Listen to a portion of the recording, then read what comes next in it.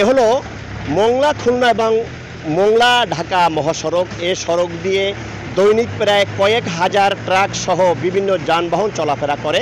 তবে এর কারণে কিন্তু এই মোংলা খুলনা মহাসড়কের এখন বেহাল দশা, এখানে খানাখন্দে ভরে গেছে। তবে স্থানীয়রা যে অভিযোগটি করেছে যে মোংলা বন্দর সংলগ্ন এখানে প্রায় 53টি শিল্প প্রতিষ্ঠান রয়েছে। এই শিল্প প্রতিষ্ঠানে যে ট্রাক এবং অন্যান্য যানবাহন যে পণ্যগুলো নিয়ে আসা যাওয়া করে, সেই পণ্যগুলো এতটাই বোঝাই হয়, অর্থাৎ এই সড়কে যে পরিমাণ ধারণ ক্ষমতা রয়েছে, অর্থাৎ একটি ট্রাকে 4 থেকে 5 মেট্রিক টন পণ্য বোঝাই করার নিয়ম থাকলেও এরা কিন্তু তার চেয়ে 3 থেকে 4 গুণ পণ্য বোঝাই করে নিয়ে আসে, যার কারণে কিন্তু যে এই সড়কটির ধারণ ক্ষমতা, সে ধারণ ক্ষমতা হারিয়ে ফেলে, যার কারণে কিন্তু এই সড়কটি প্রতি বছর এখান থেকে ভেঙে যায়। এবং যার কারণে কিন্তু এখানে যে মোংলা ঢাকা বা মোংলা চট্টগ্রাম সড়ক মহাসড়কে যে এই যান চলাচলগুলো করছে, সেই যান চলাচলগুলো করতে এখন চরম ব্যাঘাত সৃষ্টি হচ্ছে। তবে স্থানীয়রা যে কথাটি জানিয়েছে যে এই যে ভারী যানবাহন চলাচল করে তার একটা আইন প্রয়োগ করা দরকার।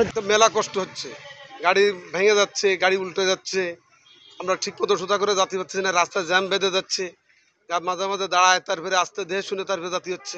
গাড়ি যাওয়ার সময় গাড়ি আটকে যায়, ফাঁসি যায় বা উল্টে যাওয়ারও সম্ভাবনা আছে। কারণ গাড়ি ফাঁসে যায়, এখানে গাড়ি আজকাল ভেঙে যায়, হ্যাঙ্গার ভেঙে যায়, অনেক রকম বিভিন্ন ধরনের কষ্টের মধ্যে পড়তে হয় জায়গায়।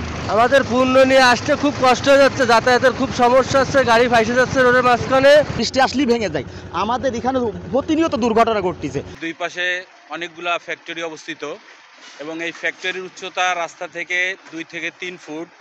এর জন্য ওই দুই পাশের পানিটা রাস্তায় গড়ে আসে, যার জন্য এই রাস্তার এই অবস্থায়। এই সমস্যার জন্য আমাদের গাড়ি অনেক ডিভারেজ, অনেক ক্ষতিগ্রস্ত হচ্ছে, মহাজনরা চিল্লাপাল্লা করতেছে।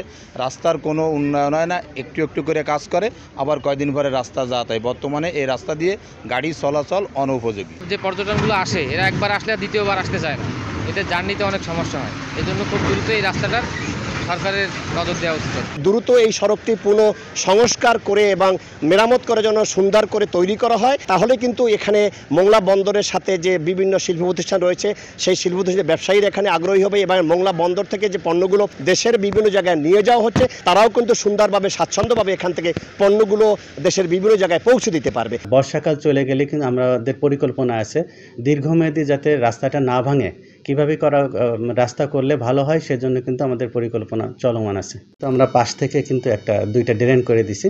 তো এইবারে বর্ষাটা মানে অত্যাধিক হয়, ড্রেনেও সাফিসিয়েন্ট মনে হচ্ছে না।